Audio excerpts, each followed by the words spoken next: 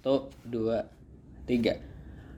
Ada yang unik ketika gue liputan soal deklarasi capres dari Partai Buruh pada 18 Januari 2023 yang lalu. Jadi sebenarnya Partai Buruh ini belum melakukan deklarasi siapa bakal capres yang mereka usung, tapi kemarin itu adalah Rakernas ya. Jadi Rakernas ini pada intinya mengumpulkan DPW dari seluruh Indonesia atau Dewan Pimpinan Wilayah, dikumpulin mereka semua rapat, terus mendengarkan suara dari DPW ini, menyuarakan siapa untuk diajukan menjadi capresnya Partai Buruh. Nah, apa yang menurut gue paling menarik gitu, menurut paling kok gitu loh, kok gitu sih Partai Buruh gitu kan.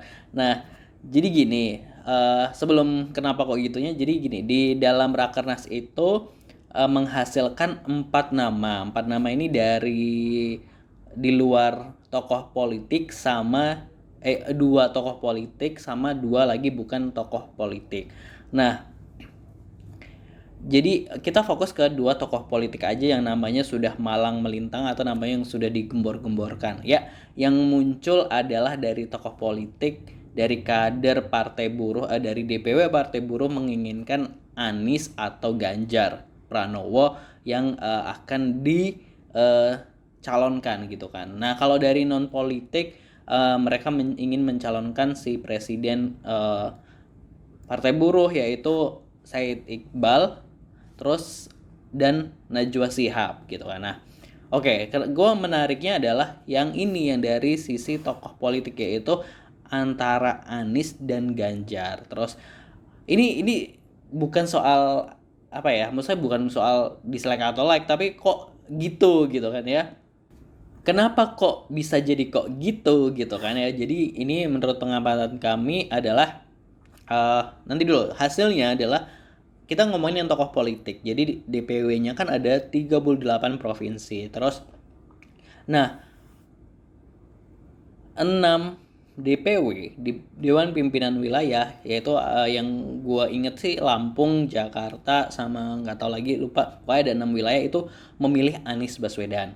Terus yang Ganjar Pranowo ini dipilih sebanyak 15 DPW Partai Buruh. Nah, yang gue heran-heran adalah, loh, kenapa ini orang-orang dari Partai Buruh, berarti ini kan mayoritas 15 banding 6 ini, tentu mayoritas berarti menjagokan Ganjar Pranowo untuk dicapreskan dari Partai Buruh untuk didukung nantinya di 2024. Ya sebenarnya nggak ada yang salah dengan itu semua, ya itu kan pilihan hak prerogatif dari Partai Buruh dan lain sebagainya. Cuma yang gue anehnya, kenapa kok 15 DPW ini alias bagian besar ini memilih Ganjar Pranowo gini ya. Padahal selama ini Partai Buruh ini atau buruh-buruh ini kan, karena Partai Buruh berarti kan orang-orang di dalamnya adalah para buruh ini kan sering banget demo.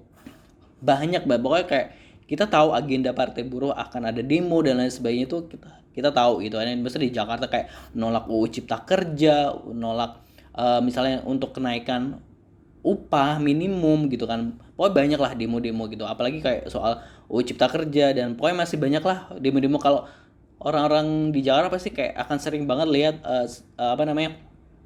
para buruh ini demo gitu kan untuk memperjuangkan hak-haknya gitu. Terus yang gue herankan adalah kenapa mereka masih memilih kader dari partai misal dari PDIP misalnya kan. Misalnya gini, kan PDIP kan ada Jokowi nih yang sekarang memimpin gitu kan ya, kebijakannya, terus mereka kritisi, mereka demo soal UU Cipta Kerja dan lain sebagainya. Terus mereka masih sebagian besar mendukung lagi nih calon dari kader PDIP lagi, yaitu Pak Ganjar Pranowo. Terus apakah nanti kebijakannya Pak Ganjar ini pasti kan nggak akan jauh-jauh berbeda nih dengan apa yang dilakukan oleh Pak Jokowi, gitu nggak sih? Nah, yang gue tangkep tuh seperti itu. Tapi kenapa mereka malah sebagian besar masih mendukung gitu kan ya? Misalnya kalau misal mereka namanya misalnya nggak Anies pun misalnya, atau nggak ya jangan dari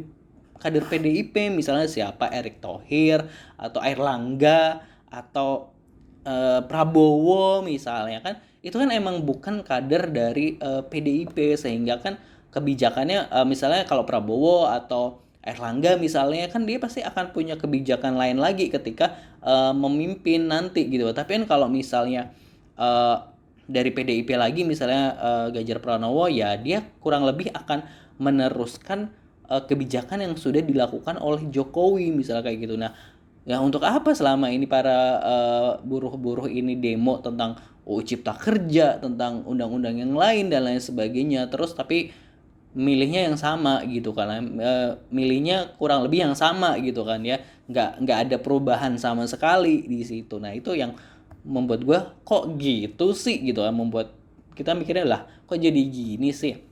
Ya meskipun partai buruh sih sempat bilang kalau misalnya eh, mereka kan ada syarat gitu kan ya, syarat yang mau di misalnya mereka tuh nama-nama itu tadi kan udah munculin, misalnya Ganjar, Anies, terus Najwa Shihab. Nah mereka tuh akan sounding ke Najwa Shihab, ke Anies, ke Ganjar, misalnya kita pengen dukung lo tapi kita punya syarat ini itu gitu kan ya, misalnya syaratnya bla bla bla bla bla gitu kan.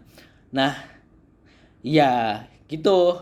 Nah mungkin mereka beralasan seperti itu nanti, berarti kalau si Ganjar misalnya nggak sanggup memenuhi syarat itu, ya nggak mereka dukung misalnya, atau Anies nggak mau menjalankan syarat itu, ya mereka nggak akan dukung Anies ataupun Najwa Shihab. Nah seperti itu. Nah, maka dari itu kita tunggu aja nih bagaimana akhir dari final deklarasi nantinya, siapa sih yang bakal dicapreskan oleh Partai Buruh. Pastinya kita tunggu finalnya, kalau emang belum final ya, masih akan ada konsolidasi. Tadi kan itu adalah masih rakernas dari Partai Buruh yang menjaring nama-nama calon. Tapi ya mudah-mudahan nanti Partai Buruh benar-benar mendapatkan atau mendukung capres yang sesuai dengan aspirasi mereka. Jangan lupa di subscribe, no baper-baper, karena bersuara berpendapat itu dilindungi oleh undang-undang. Sukses buat kita semua, jangan lupa di subscribe.